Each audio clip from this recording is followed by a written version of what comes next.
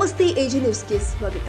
ಬಿಜೆಪಿಯವರು ED CBI ದುರ್ಬಳಕೆ ಮಾಡಿಕೊಂಡು ಕಾಂಗ್ರೆಸ್ಸಿನ ನಿಷ್ಠಾವಂತ ಕಾರ್ಯಕರ್ತರ ಮೇಲೆ ವಿನಾಕಾರಣ ಕೇಸು ದಾಖಲಿಸಲಾಯಿತು.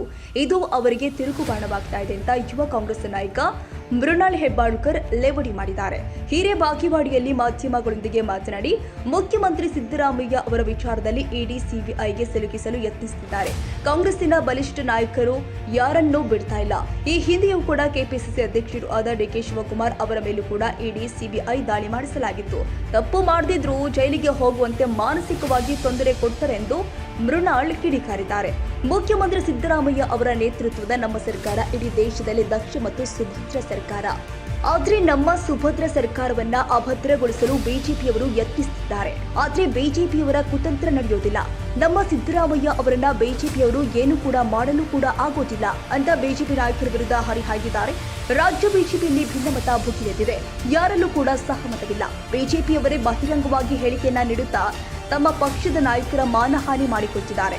ಈಗಾಗಲೇ ರಾಜ್ಯ ಬಿಜೆಪಿ 2-3 ಗುಂಪುಗಳಾಗಿದೆ. ಆದರೆ ತಮ್ಮ ಪಕ್ಷದ ನಡೆಯ ಬಗ್ಗೆ ಗಮನಿಸದೆ ಬಿಜೆಪಿಯವರು ಕಾಂಗ್ರೆಸ್ಸಿಗರ ನಾಯಕರ ನಡುವೆ ಒಡಕುಂಟು ಮಾಡಲು ಯತ್ನಿಸಿದ್ದಾರೆ ಅಂತ ಮೃಣಾಲ್ ಹೆಬ್ಬಾಳ್ಕರ್ ಆರೋಪಿಸಿದ್ದಾರೆ.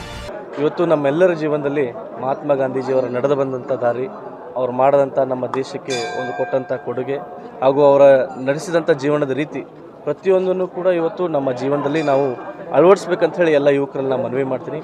ಹಾಗಾಗಿ ಇವತ್ತು ನಮ್ಮ ಪಕ್ಷದ ಹಿರಿಯರ ಒಂದು ನಿರ್ದೇಶನದಿಂದ ಹಾಗೂ ಅವರ ಮಾರ್ಗಸೂಚನೆಯವರಿಗೆ ಇವತ್ತು ನಮ್ಮ ಪ್ರತಿಯೊಂದು ಜಿಲ್ಲೆಯ ಪ್ರತಿಯೊಂದು ಕ್ಷೇತ್ರದ ಒಂದು ಇದರಲ್ಲಿ ಮಹಾತ್ಮ ಗಾಂಧೀಜಿಯವರ ಪಾದಯಾತ್ರೆಯನ್ನು ಅವರು ಮಾಡಿದಂಥ ಒಂದು ಇದನ್ನು ಆ ಸಂದೇಶದ ಮೂಲಕ ಪ್ರತಿಯೊಬ್ಬರಿಗೂ ಕೂಡ ಗಾಂಧಿ ಜಯಂತಿಯ ಶುಭಾಶಯಗಳನ್ನು ತಿಳಿಸ್ತಾ ಇವತ್ತು ನಾವು ಕೂಡ ಪಡಿಬಸವೇಶ್ವರ ದೇವಸ್ಥಾನದಲ್ಲಿ ಒಂದು ಚಿಕ್ಕ ಕಾರ್ಯಕ್ರಮ, ಮಹಾತ್ಮ ಗಾಂಧೀಜಿಯವರ ಒಂದು ಚಿಕ್ಕ ಕಾರ್ಯಕ್ರಮ ಹಾಗೂ ವಿಡಿಯೋ ಕಾನ್ಫರೆನ್ಸನ್ನು ಹಮ್ಮಿಕೊಂಡಿದ್ದೀವಿ.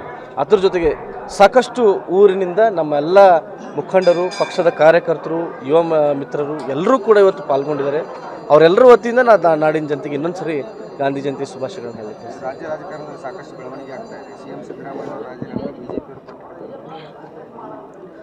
ಬಿಜೆಪಿಯವರು ಕೆಲಸ ಏನಂದರೆ ಇಡಿ ಆಗಿರ್ಬೋದು, ಸಿಬಿಐ ಆಗಿರ್ಬೋದು, ಈ ಥರ ದುರ್ಬಳಕೆ ಮಾಡಿ ಕಾಂಗ್ರೆಸ್ ಪಕ್ಷದ ಆಗಿರ್ಬೋದು ಅಥವಾ ನಿಷ್ಠಾವಂತ ಕಾರ್ಯಕರ್ತರ ಹಿಂದೆ ಅವರು ಇದನ್ನು ಮಾಡಿದಂಥ ಒಂದು 10 ವರ್ಷದಿಂದ ಇದನ್ನೇ ಮಾಡ್ತಾ ಬಂದಿದ್ದಾರೆ.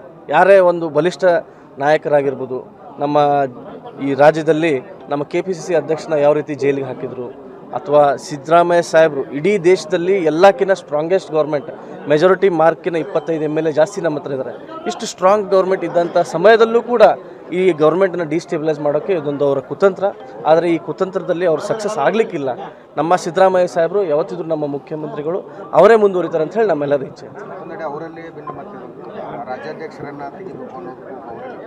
ಬಿಜೆಪಿಯಲ್ಲಿ ಯಾವತ್ತಿದ್ರೂ ಕೂಡ ಭಿನ್ನಮತ ನಾನು ನೋಡಿದಾಗಿಂದ ಅವರಲ್ಲಿ ಭಿನ್ನಮತ ಜಾಸ್ತಿ ಇದೆ. ಆದರೆ ಇದು ಒಂದು ಮೊದಲನೇ ಬಾರಿ ಇಷ್ಟು ದೊಡ್ಡ ಮಟ್ಟದಲ್ಲಿ ಅದು ಸ್ಫೋಟ ಆಗಿದೆ. ಇನ್ನೂ ಸ್ವಲ್ಪ ದಿನದಲ್ಲಿ ಅವರಲ್ಲೂ ಕೂಡ 2 ಗುಂಪು ಭಾಳ ಅಚ್ಚುಕಟ್ಟುವಾಗಿ ಕಾಣುತ್ತೆ ಅಂತ ಹೇಳಲಿಕ್ಕೆ. ಬೆಳಗಾವಿಗೆ ಒಂದು ಮಹತ್ವದ ವರ್ಷ ಇತ್ತು ಅಂದರೆ ಗಾಂಧೀಜಿಯವರು ಅಧಿವೇಶನ ಮಾಡಿ 100 ವರ್ಷ. ಹೌದು. ಗಾಂಧೀಜಿಯವರ ಅಧಿವೇಶನ ಮಾಡಿ 100 ವರ್ಷ ಆಗಿದೆ. ಬರುವಂಥ ನವೆಂಬರ್ ಹಾಗೂ ಡಿಸೆಂಬರಲ್ಲಿ ನಮ್ಮ ಪಕ್ಷದ ವತಿಯಿಂದ, ನಮ್ಮ ಪಕ್ಷದ AICC ವತಿಯಿಂದ ಬೆಳಗಾವಿಯಲ್ಲಿ ಒಂದು AICC ಅಧಿವೇಶನ ಆಗುವ ಸಂಭಾವನೆ ಇದೆ. ಅದನ್ನು ಕೂಡ ಮಾಧ್ಯಮದಲ್ಲಿ ನಮ್ಮ ಪಕ್ಷದ ಹಿರಿಯರು ಚರ್ಚೆ ಮಾಡ್ತಾರೆ.